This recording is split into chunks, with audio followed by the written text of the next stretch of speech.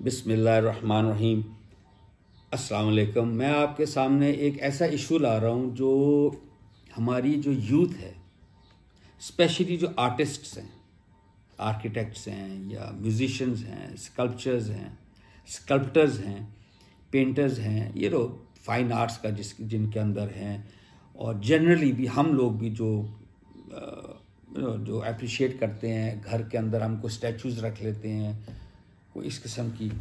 तो ये हमेशा पूछा जाता है कि, और हदीस कोट की जाती है कि हजूर पाक सल्लल्लाहु अलैहि वसल्लम ने फरमाया कि जिसने कोई स्कल्पचर बनाया, मूर्ति बनाई यानी ह्यूमन फिगर, या पेंट किया, ड्रॉ किया, तो क़यामत के दिन अल्लाह कहेगा कि इसमें जान डालो, क्योंकि ये हराम है बनाना, मैं जान देता हूँ, तुम फूंक मारो, तुम नहीं मार सकते, तो तुमने गलत काम किया। और यूजुअली हम जब नमाज ही पढ़ते हैं, आगे कोई पेंटिंग होती है, कोई फ्रेम होता है, वो आप हटा देते हैं कि जी ये तो शिर्क ना हो जाए, इस तरह की बात। देखिए कुरान कहाँ पर खड़ा है, वो कहा जाता है कि ये सारी चीज़ें हराम हैं। फ़िलहाल मैं इसकी बात कर रहा हूँ, स्कल्पचर्स की। और देखिए अल्लाह ने एक कुरान की बड़ी खूबसूरत सूरह सबा हज़रत सुलेमान अलैहिस्सलाम के बारे में है, 34, उसकी एक ही आयत, एक ही लफ्ज़ है उसमें। आप देखिए, मैं हमेशा बताता हूँ कि कुरान को जब आप तर्जुमा से खुद पढ़ेंगे, उसके साक़ो सबाक रख कर पढ़ेंगे, अल्लाह के अल्फाज को खुद जानेंगे, खुद, तो आपको क्लियर कट समझ आ जाएगी। देखें, जब मैं कहता हूँ ना खुद जानेंगे, इस पर भी लोग एतराज़ उठाते हैं कि जी खुद कहाँ से करेंगे। भाई खुद ये इम्प्लाइड है, जिस तरह आप यूनिवर्सिटीज़ में पढ़ के डिग्रियाँ लेते हैं, आप अकाउंट, फाइनेंस, इंजीनियरिंग, मेडिसिन को घर बैठे तो नहीं करते ना। तो कुरान भी जब आप घर में शुरू करेंगे तो आप कोई चीज़ समझ आएगी क्लियर कट, कोई चीज़ कोई चीज़ आएगी नहीं, तो आप पूछें, उलमा कराम से पूछें, उस असातिज़ा से पूछें, सिर्फ ये कि जिससे आप इंस्पायर हों, खुदारा उसको एब्सोल्यूट टर्म्स में उसकी बात को मत मानिए, हर बात को। वो फिर आप उसको इन इफेक्ट नबी का दर्जा दे देते। नबी गलती नहीं करते क्योंकि उनके पीछे अल्लाह और वही खड़ी होती है। तो अगर हम किसी शख्स को ये हैसियत दे देंगे, therein lies the problem. वरना आप उनको सिर्फ उस्ताद का दर्जा दीजिए। उस्ताद सही भी हो सकता है, गलत भी हो सकता है। तो बाहर देखिए इसमें अल्लाह क्या फरमाने।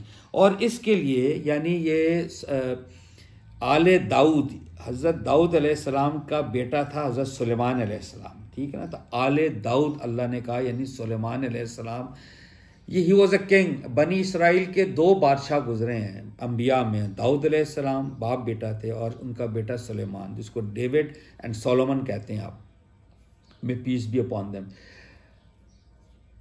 हज़रत सुलेमान की जो बादशाह थी, अल्लाह ने खुद कुरान में कहा है कि ऐसी बादशाह ना मैंने पहले किसी को दी, ना बाद में दूंगा। अल्लाह ने जन्नात उनके अंडर कर दिए, हवाएं उनके अंडर कर दिए, वो बोलियां जानते थे जानवरों की। ये कुरान में सब मेंशन्ड है। अब देखिए अल्लाह ने क्या कहा कि he had a great work force. अल्लाह कहते हैं वो इसके लिए बनाते, वो जो वर्क फोर्स थी, जन्नात और इंसान, जो वो इसके लिए बनाते जो वो चाहता। देखिए अल्लाह ने आगे गिनवाया है, मेहराबें, आर्चेज, पैलेसेस समझ लें, मुजस्मे, स्कल्पचर्स, एक लफ्ज में अल्लाह ने क्लियर कर दिया कि वो बनाते थे। हौजों के मानंद लगन, यानी जिस तरह लैंडस्केपिंग है, ये वाटर रिजर्वायर्स, वाटर फीचर्स आप बनाते हैं। और लंगर अंदाज देगे चढ़ी रहती थी हर वक्त, क्योंकि इतनी वर्क फोर्स थी, खाने भी पक रहे हैं, कंस्ट्रक्शन भी हो रही है, स्कल्पचर्स बन रहे हैं। आगे अल्लाह ने क्या कहा, ये है वो पॉइंट, ए आले दाऊद, शुक्रगुजारी के साथ अमल करो। अल्लाह ने डांटा नहीं है, हराम नहीं करार दिया, लान तान नहीं की, उनको काफिर नहीं कहा, बागी नहीं कहा अल्लाह का। अल्लाह ने कहा आले दाऊद, शुक्रगुजारी के साथ अमल करो। इसका मतलब ये हुआ कि मुजस्मा का मतलब होता है ह्यूमन फिगर, कोई शक्ल। इसका मतलब है शक्ल बनाना, रसूल या नबी बनाया, नबी ने बनवाया अल्लाह ने कहा मेरा शुक्रगुजारी करो, तो क्या गलती है इसमें? देखेंगे ना। अच्छा, अहदीस को जब आप कोट करते हैं, और वो मेरा मुख्तलिफ अहदीस बताई जाती हैं कि हज़रत आयशा के गालबन घर में कोई देयर वाज अ कर्टन जिसमें ह्यूमन फिगर्स थी या कहीं पर था, तो हजूर ने फरमाया कि यू नो वेरी रॉन्ग। देखें, ये वो उस जब आप हदीस को समझने का एक मैं आपको तरीका बता देता हूँ जो एक्चुअली तरीका है, उसको कहती कॉर्पस, CORPUS। कॉर्पस होता है द कलेक्शन ऑफ हदीस ऑन दैट पर्टिकुलर टॉपिक।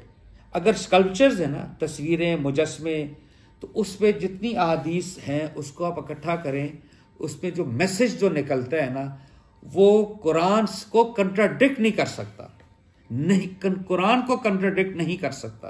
क्यों भला? क्योंकि हज़रत मोहम्मद सल्लल्लाहु अलैहि वसल्लम की जो हदीस कहते हैं बात को, बात सुन्नत है उनका अमल। तो जो उनकी अहादीस हैं, उनकी जो बात है, ये हमारा ईमान है कि वो कुरान के ख़िलाफ़ कर ही नहीं सकते। क्या वो हज़ूर पाक सल्लल्लाहु अलैहि वसल्लम कुरान के ख़िलाफ़ कोई बात करेंगे? सवाल ही पैदा नहीं होता। सुन्नत के ख़िलाफ़ बात करेंगे?